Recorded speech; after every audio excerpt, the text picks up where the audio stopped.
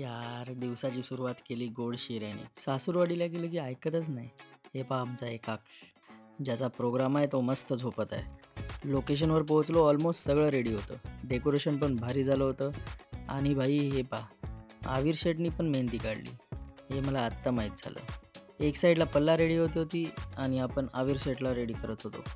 मस्त सगळे रेडी झालो आणि मग केलं ऋषीकडून आपण फोटोशूट. बाई खूप दिवसांनी फोटोशूट केलं. चान्सच भेटत नाही, दुसऱ्यांचेच फोटो काढायला लागते. आविर शेठ जास्तच एक्सायटेड होते, पहिलेच जाऊन बसले. सगळ्यात पहिले आविर शेठचा शालांगटीचा प्रोग्राम झाला.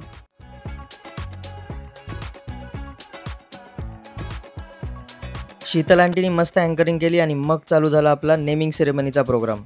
आत्तूनी परत नाव ठेवले आणि परत मार खाल्ला, पण एक छान नावसुद्धा घेतलं.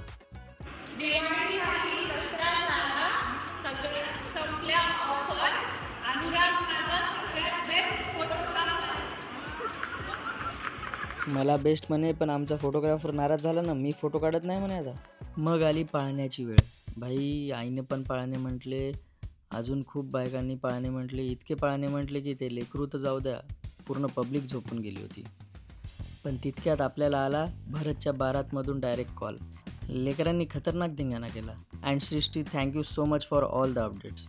कॉल झालाच होता की वेळ आली होती नेम रिव्हिलिंगची. एक नंबर. फायनली एकाक्षचं नाव सगळ्यांसमोर आलं आणि मग झाला बाई शुभूचा बड्डे. शुभूचा बड्डे झाल्यावर ताई म्हणे आम्हाला पण ब्लॉगमध्ये घ्या. म्हटलं विषय आहे काय. आम्ही रोज बघतो तुमचा ब्लॉग आणि लाईक पण करतो. प्रोग्राम झाला, जेवण केलं, मग परत निघालो आम्ही उमरखेडकडे. दुकानात पोहोचलो, दुकान वगैरे बंद केलं आणि मग घरी आलो. आज केली आपण पॅकिंग, कारण आपल्याला उद्या जायचं आहे इगतपुरीला एका वेडिंग शूटसाठी. भाई मॅच पाहिली की नाही, एक नंबर मॅच झाली.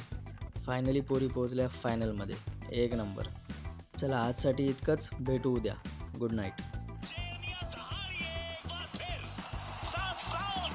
7 बार के विश्व चैंपियंस को, पिछली बार के विश्व चैंपियंस को इस मुकाबले